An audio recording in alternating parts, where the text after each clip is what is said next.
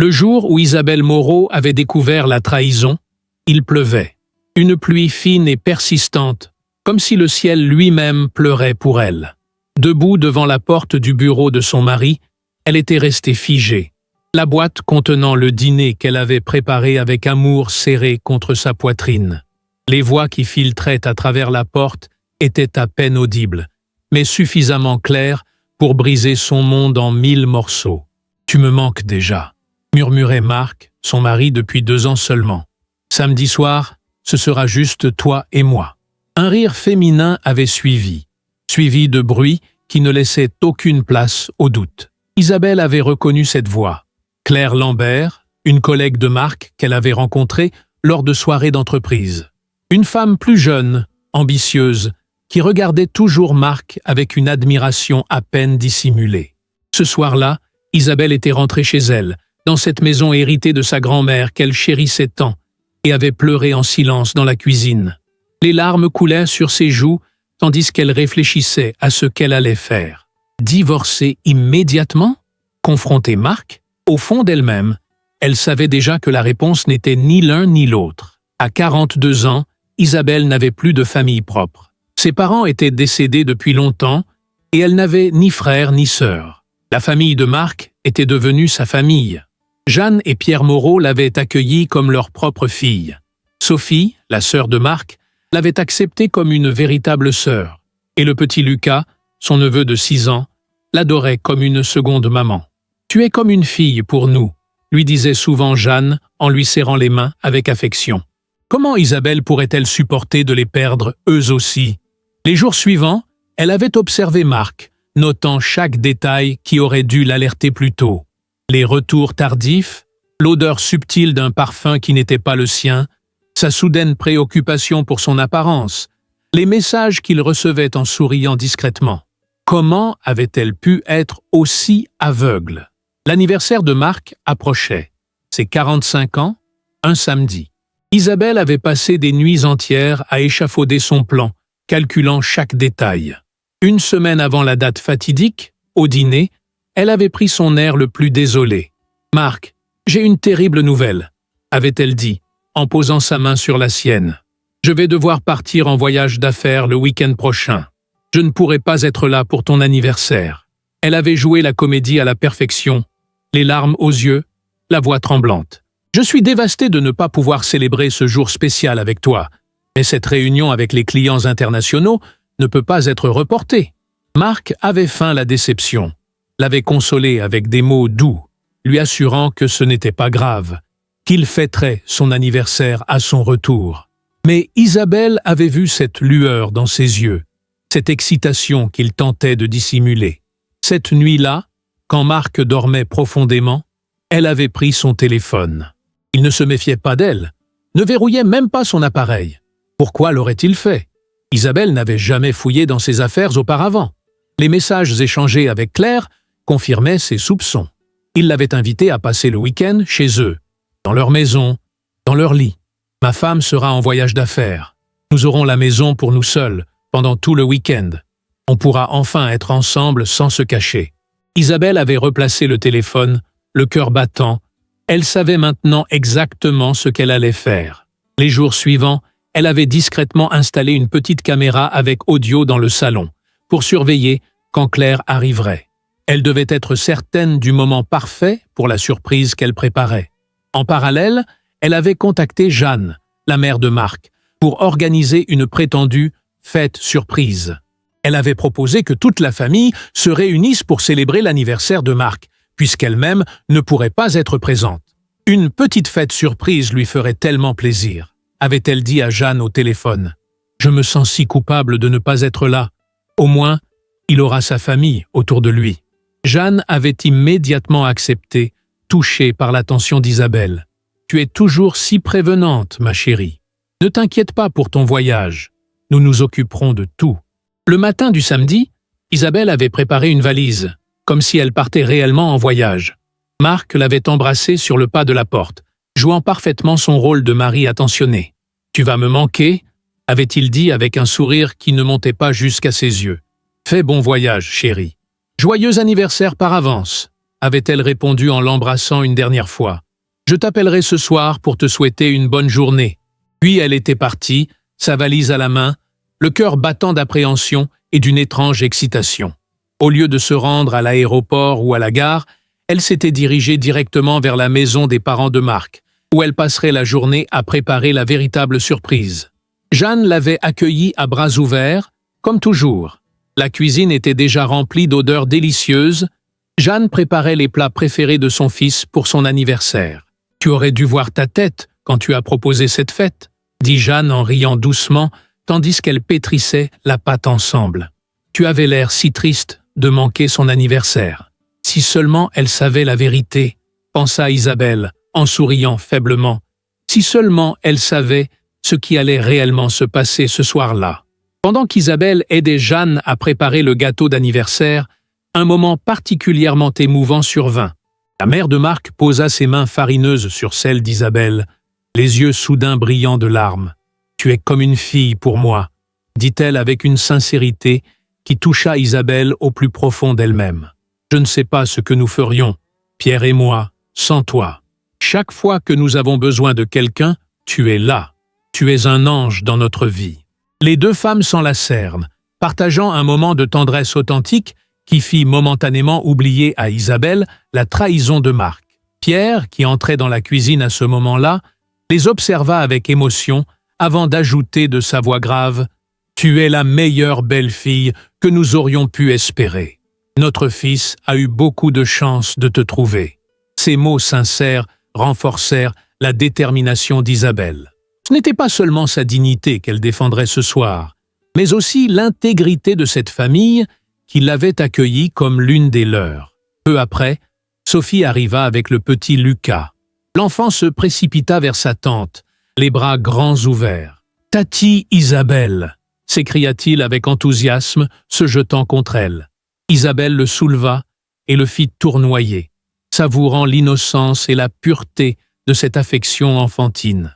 Sophie s'approcha à son tour et l'embrassa sur la joue. « Tu t'occupes toujours de Lucas comme s'il était ton propre fils, » dit-elle avec gratitude. « Je sais que vous n'avez pas pu avoir d'enfant, mais tu es une mère merveilleuse pour lui. » Ces paroles touchèrent un point sensible chez Isabelle.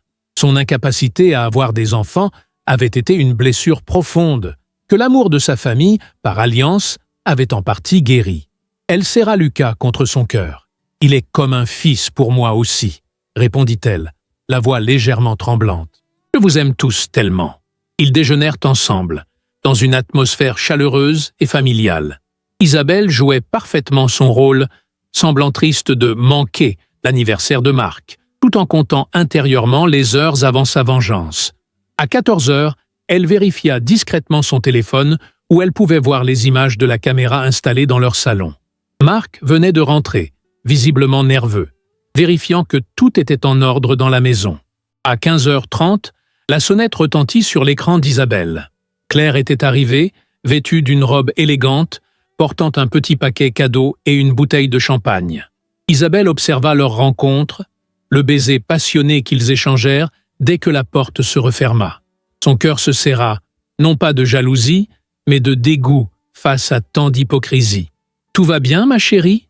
demanda Jeanne, remarquant son expression tendue. « Oui, juste un peu fatiguée », répondit Isabelle en rangeant rapidement son téléphone. « Et triste de ne pas être avec Marc pour son anniversaire. » Jeanne lui tapota doucement l'épaule. « Ne t'inquiète pas, notre surprise lui fera plaisir, même si ce n'est pas la même chose que d'être avec toi. » Si seulement elle savait à quel point cette surprise serait mémorable, pensa Isabelle. À 18h30, le moment était venu. Isabelle rassembla toute la famille, Pierre et Jeanne, l'oncle et la tante de Marc, Sophie et le petit Lucas. Elle avait acheté un gâteau d'anniversaire simple, rien d'élaboré. Après tout, c'était une fête surprise improvisée. « Nous allons lui faire une surprise », dit-elle avec un enthousiasme fin. « Il était si triste à cause de mon voyage. Au moins, nous allons lui remonter un peu le moral. » Ils arrivèrent à la maison d'Isabelle et Marc peu avant 19h. Ils entrèrent silencieusement par la porte arrière, utilisant la clé d'Isabelle. Elle les guida dans l'escalier jusqu'à la chambre principale, le cœur battant de nervosité et d'anticipation. « Attendez ici un instant !» chuchota-t-elle en s'arrêtant devant la porte de la chambre. « Je veux m'assurer qu'il est bien là. » Elle colla son oreille contre la porte et entendit des rires étouffés, des murmures, le bruit caractéristique d'un bouchon de champagne qui saute. Ils étaient bien là, exactement comme elle l'avait prévu. Se tournant vers la famille rassemblée dans le couloir, y compris le petit Lucas tenant un dessin qu'il avait fait pour son oncle, Isabelle prit une profonde inspiration. Le moment de vérité était arrivé. « Prêt pour la surprise ?» chuchota-t-elle. Tous acquiescèrent, souriant avec excitation, sans se douter du drame qui allait se jouer. Isabelle compta silencieusement. 1, 2, 3, et ouvrit la porte d'un coup sec. La scène qui se révéla était exactement celle qu'elle avait anticipée. Marc et Claire dans le lit, à moitié nus, figés dans une position qui ne laissait aucun doute sur la nature de leur relation. Le silence qui suivit fut assourdissant, comme si le temps s'était arrêté. Jeanne, qui tenait le gâteau d'anniversaire, le laissa tomber au sol avec un bruit sourd et s'effondra, s'évanouissant sous le choc. Pierre devint livide, le visage soudain vieilli de 10 ans. Sophie plaqua sa main sur la bouche de Lucas et murmura « Mon Dieu du ciel !» Claire poussa un cri d'horreur. « Je n'arrive pas à croire que cela est en train d'arriver !» s'écria-t-elle en s'enfouissant sous les draps, cherchant à disparaître. Marc, pétrifié, fixait sa famille avec une expression d'horreur absolue. Son regard croisa celui d'Isabelle, et pour la première fois, il comprit ce qu'elle avait orchestré. Lucas, innocent, regarda la femme cachée sous les draps et demanda avec curiosité « Je ne connais pas cette dame. Qui est-elle » Tonton Marc. Pendant que Pierre tentait de ranimer Jeanne qui s'était évanouie, Sophie emmena rapidement Lucas hors de la chambre, lui murmurant qu'ils allaient attendre en bas. Marc bégayait, cherchant désespérément une explication, mais personne ne l'écoutait. Claire, le visage cramoisi de honte, s'habillait frénétiquement derrière le lit. « Je peux tout expliquer », balbutia Marc, les yeux écarquillés, passant du visage impassible d'Isabelle à celui, dévasté, de son père. Pierre, soutenant sa femme qui reprenait lentement conscience, lui lança un regard glacial. « Il n'y a rien à expliquer », dit-il d'une voix tranchante. Jeanne, en revenant à elle, fixa son fils avec une expression de douleur pure. Ses premières paroles furent cinglantes. « Misérable! Comment as-tu pu faire ça à Isabelle? À notre famille ?» Pierre, homme de peu de mots habituellement, prononça simplement « Tu as déshonoré notre famille. Tu n'es plus mon fils. » Claire, maintenant habillée, se faufila vers la porte. « Je dois partir », marmonna-t-elle, n'osant regarder personne dans les yeux. « Oui, tu ferais mieux de partir », répondit Isabelle avec un calme surprenant. « Et n'oublie pas ton champagne. Vous alliez fêter son anniversaire, n'est-ce pas ?» Claire s'enfuit sans demander son reste, laissant Marc seul face au jugement de sa famille. Le silence qui suivit était lourd de réprobation. Marc s'assit sur le bord du lit, la tête entre les mains, incapable d'affronter les regards. « Comment as-tu pu ?» demanda finalement Jeanne, les larmes coulant librement sur son visage ridé. « Isabelle est la meilleure chose qui te soit arrivée. Elle nous traite comme ses propres parents, elle s'occupe de nous quand nous sommes malades, elle est là à chaque fête, chaque anniversaire. » Sa voix se brisa sous l'émotion. Pierre l'aida à se relever, la soutenant fermement. « Nous partons », déclara-t-il. « Viens, Jeanne. Sophie et Lucas nous attendent en bas. » Isabelle les accompagna jusqu'à la porte de la chambre, puis se tourna une dernière fois vers Marc. « Tes affaires seront dans le garage demain matin. Ne sois pas là quand je rentrerai. » Elle ferma la porte, laissant Marc seul avec sa honte. Dans les jours qui suivirent cette révélation dramatique, Isabelle chercha la famille de Marc pour s'excuser de les avoir fait passer par cette situation traumatisante. À sa grande surprise, ce fut elle qui reçut du réconfort. « Tu n'as pas à t'excuser pour quoi que ce soit », l'interrompit immédiatement Jeanne lorsqu'Isabelle commença ses excuses. « C'est nous qui te devons des excuses au nom de notre famille pour ce que notre fils t'a fait. » Pierre acquiesça gravement. « Peut-être que nous n'aurions jamais cru une telle chose si nous ne l'avions pas vu de nos propres yeux. Tout le soutien dont tu auras besoin, tu l'auras de nous. » Sophie lui serra les mains avec affection. « Tu n'as pas à t'inquiéter de cela.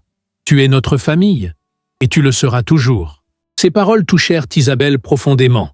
soulageant une partie de la douleur causée par la trahison de Marc. Elle n'avait pas perdu sa famille.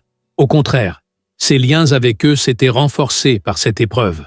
Marc, de son côté, vivait les conséquences de ses actes. Claire avait rompu tout contact avec lui, trop humilié pour poursuivre leur relation après cette exposition publique. Au bureau, la rumeur s'était répandue, et il sentait les regards désapprobateurs de ses collègues. Il tenta de se réconcilier avec sa famille, mais fut rejeté par tous. Isabelle engagea rapidement une procédure de divorce. Comme la maison était son héritage et que Marc avait été pris en flagrant délit d'adultère avec toute sa famille comme témoin, le processus fut rapide et sans contestation. Elle obtint tout ce qu'elle demandait. Un soir, alors qu'elle rangeait les dernières affaires de Marc dans des cartons, Isabelle trouva une vieille photo d'eux deux, prise le jour de leur mariage. Il souriait, plein d'espoir pour l'avenir. Une larme coula sur sa joue, non pas de regret, mais de deuil pour ce qui aurait pu être, pour les rêves brisés. Le téléphone sonna, interrompant ce moment de nostalgie. C'était Sophie. « Isabelle, je me demandais si tu voudrais venir dîner demain. » Lucas n'arrête pas de demander quand il verra sa tante préférée. Isabelle sourit à travers ses larmes. « Bien sûr, j'adorerais ça. Et maman voulait savoir si tu pourrais passer dimanche. Elle fait son fameux rôti, tu sais, celui que tu aimes tant. Dis-lui que je serai là. Je lui apporterai ces chocolats qu'elle adore. » En raccrochant, Isabelle réalisa qu'elle n'avait pas tout perdu. La trahison de Marc lui avait pris son mariage, mais lui avait laissé ce qui comptait vraiment, une famille qui l'aimait pour elle-même, pas seulement comme la femme de leur fils ou frère. Marc, sans soutien familial et avec sa réputation détruite, décida de déménager dans une autre région. Le jour de son départ, Isabelle l'observa discrètement depuis la fenêtre de sa cuisine, chargeant ses derniers cartons dans sa voiture. Il avait l'air diminué, vieilli, portant le poids de ses choix sur ses épaules voûtées. Pour la première fois depuis la découverte de sa trahison, Isabelle ressentit non pas de la colère, mais une sorte de pitié mêlée de soulagement. Elle était libre maintenant, libre de reconstruire sa vie selon ses propres termes, entourée de personnes qui l'aimaient véritablement. Ce soir-là, elle s'assit sur la terrasse de sa maison, contemplant le ciel étoilé. Une page se tournait dans sa vie. Elle ne savait pas encore ce que l'avenir lui réservait, mais elle sentait au fond d'elle-même qu'il y avait encore beaucoup de bonheur à venir, un bonheur qu'elle construirait pas à pas, jour après jour. Et pour la première fois depuis longtemps, Isabelle sourit, un sourire authentique, empli d'espoir et de possibilités nouvelles. 6 mois s'écoulèrent, apportant avec eux le rythme apaisant des saisons qui changent. L'automne cédait progressivement sa place à l'hiver, et Isabelle commençait enfin à ressentir un véritable sentiment de renouveau.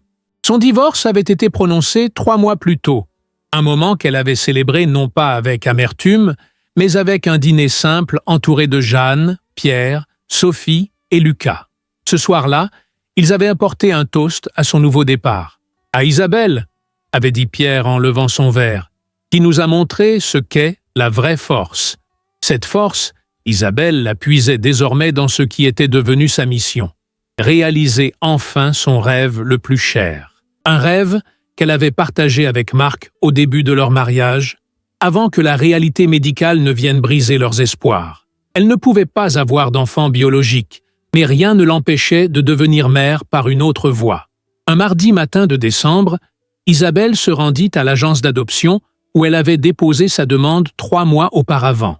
Les démarches avaient été longues et éprouvantes, des entretiens interminables, des visites à domicile, des évaluations psychologiques, des montagnes de paperasse.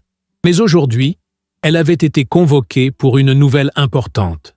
Madame Moreau l'accueillit Madame Rousseau, l'assistante sociale qui suivait son dossier. « J'ai une nouvelle qui pourrait vous intéresser. » Son cœur s'accéléra. « Je vous écoute, » dit-elle en s'efforçant de maîtriser sa voix. « Nous avons un petit garçon de 5 ans, Thomas.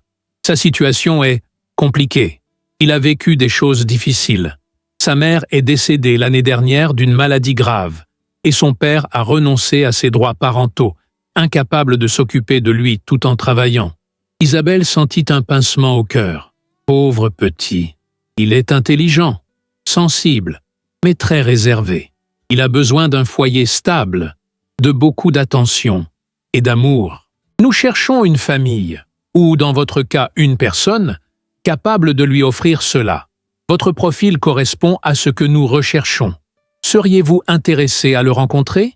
Oui, répondit Isabelle sans hésitation. Oui, absolument. 3 jours plus tard, Isabelle rencontrait Thomas pour la première fois. Il était petit pour son âge, avec des cheveux châtains ébouriffés et de grands yeux bruns qui semblaient contenir toute la tristesse du monde. Quand Madame Rousseau les présenta, il resta en retrait, observant Isabelle avec méfiance. « Bonjour, Thomas, » dit-elle doucement, s'accroupissant pour être à sa hauteur. « Je suis très heureuse de te rencontrer. » Il ne répondit pas, se contentant de serrer plus fort la peluche qu'il tenait contre lui. Un petit lapin gris, visiblement bien aimé. « C'est un très joli lapin que tu as là, » continua Isabelle. « Il a un nom ?» Après un long moment de silence, Thomas murmura « Gris ». « Gris, c'est un très bon nom, » approuva-t-elle avec un sourire. « Simple et parfait, comme lui. » Un minuscule sourire apparut furtivement sur le visage du garçon, disparaissant presque aussitôt. Mais Isabelle l'avait vu, et son cœur s'emplit d'espoir. Les visites se multiplièrent dans les semaines qui suivirent. Progressivement, Thomas s'ouvrit à elle. Il ne parlait pas beaucoup, mais chaque mot, chaque petit sourire, était une victoire qu'Isabelle célébrait intérieurement. Un jour, alors qu'ils dessinaient ensemble, Thomas leva soudain les yeux vers elle. « Ma maman est partie au ciel, » dit-il simplement. Isabelle sentit sa gorge se nouer. « Oui, je sais, mon chéri. Je suis vraiment désolé. Papa est parti aussi. Pas au ciel. Juste, parti. » Elle posa doucement sa main sur la sienne. « Si petite. C'est très triste. Tu dois beaucoup leur manquer. » Thomas la regarda droit dans les yeux pour la première fois. « Est-ce que tu vas partir aussi ?» Cette question innocente brisa quelque chose en Isabelle. Elle dut prendre une profonde respiration avant de pouvoir répondre. « Non, Thomas. Si tu viens vivre avec moi, je ne partirai pas. C'est une promesse. » Il l'étudia longuement, comme s'il cherchait la vérité dans ses yeux. Puis, dans un geste qui prit Isabelle par surprise, il lui tendit son lapin en peluche. « Gris veut que tu le tiennes un peu, » dit-il, « pour qu'il sache que tu dis la vérité. » Isabelle prit délicatement la peluche, comprenant l'importance de ce geste. « Je prendrai très bien soin de lui, promis. » Cette nuit-là, en rentrant chez elle, Isabelle pleura, des larmes de joie mêlées d'appréhension. Elle voulait tellement être la mère dont ce petit garçon avait besoin. Elle voulait lui offrir un foyer où il se sentirait en sécurité, aimé, protégé. Mais y parviendrait-elle? Dans son incertitude, elle appela Jeanne. « Je l'ai rencontré aujourd'hui, » dit-elle. « Thomas, il est si petit, Jeanne, si fragile, et pourtant si fort d'avoir survécu à tant de pertes. Je veux être sa mère plus que tout au monde, mais... Et si je n'étais pas à la hauteur ?» La voix de Jeanne était chaude et réconfortante au téléphone. « Ma chérie, tu as déjà prouvé quelle mère extraordinaire tu peux être avec Lucas. Cet enfant aura tellement de chance de t'avoir. Et vous serez ses grands-parents, » ajouta Isabelle, sa voix s'éclaircissant à cette pensée. « Si tout se passe bien, nous serons ses grands-parents, » confirma Jeanne avec émotion. Pierre est déjà en train de réfléchir à quel jouet en bois il pourrait fabriquer pour lui. Quand la procédure d'adoption entra dans sa phase finale, Isabelle transforma la chambre d'amis en chambre d'enfant. Elle peignit les murs dans un bleu doux, assembla un lit confortable, remplit une bibliothèque de livres pour enfants.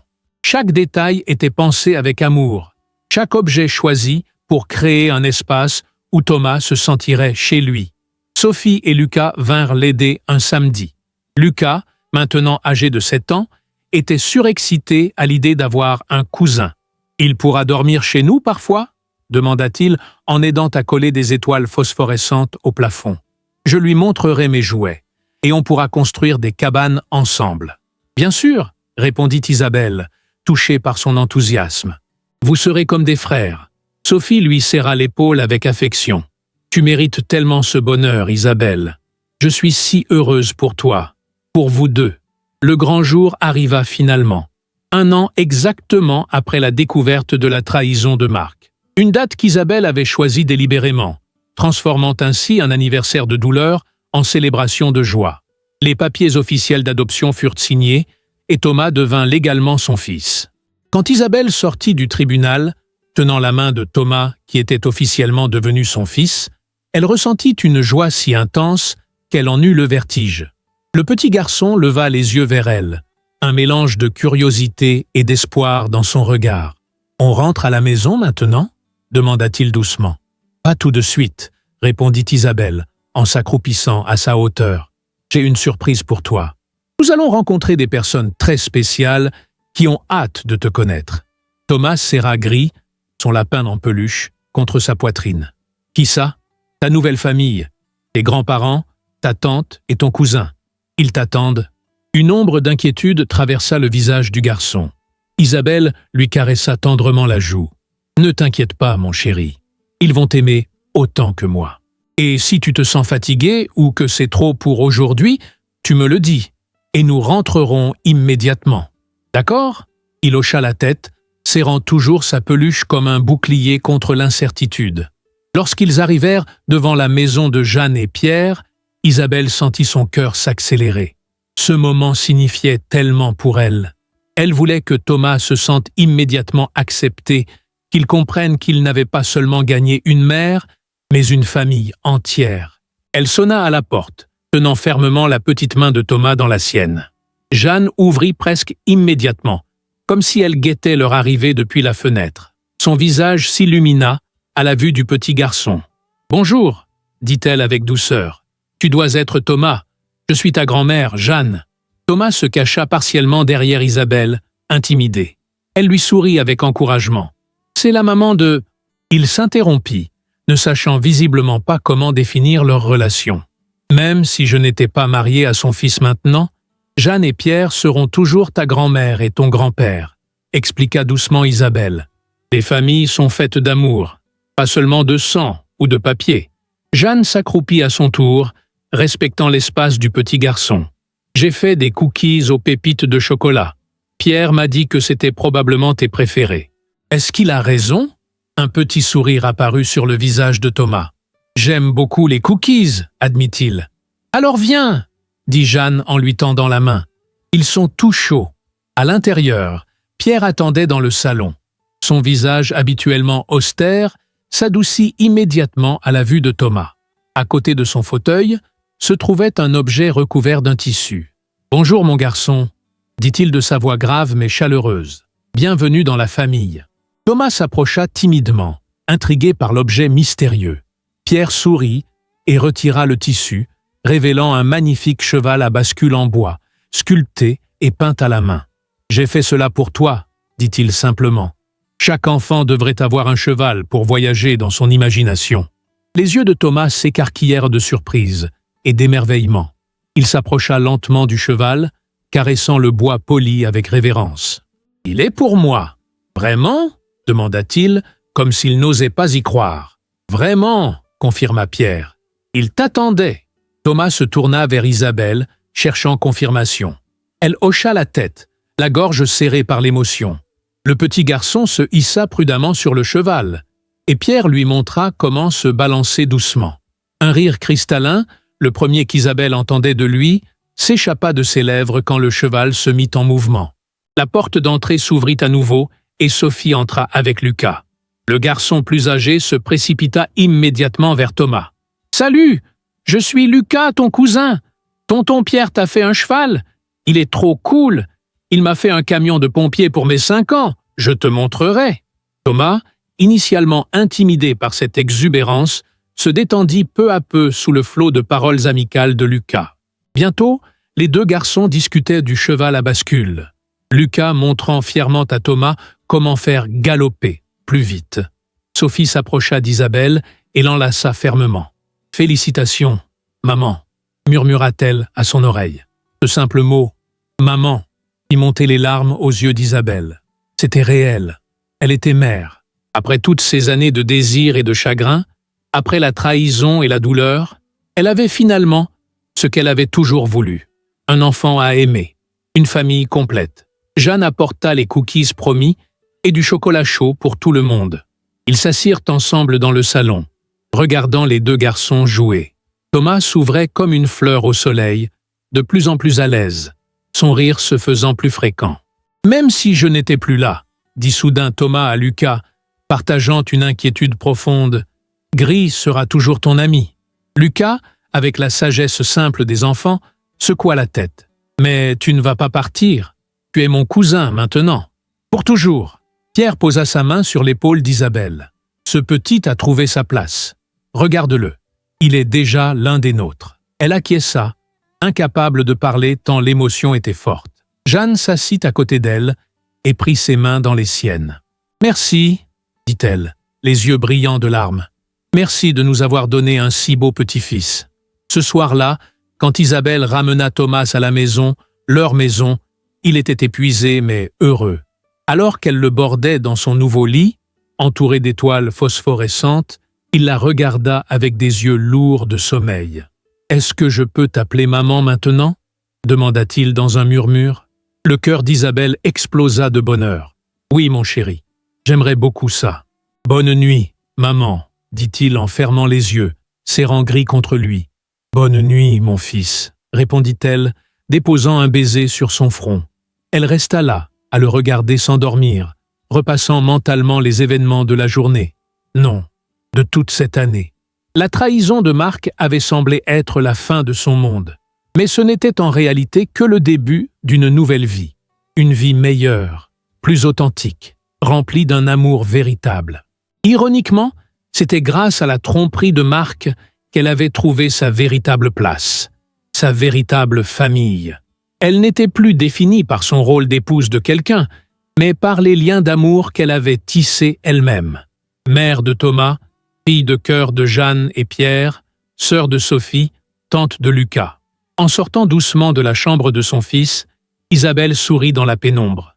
La vie avait parfois d'étranges façons de nous mener exactement où nous devions être. Sa vengeance avait été douce, certes, mais la vraie victoire n'était pas dans la défaite de Marc. Elle était dans cette nouvelle famille qu'elle avait construite, dans ce petit garçon qui l'appelait « maman », dans cette maison remplie de promesses d'avenir.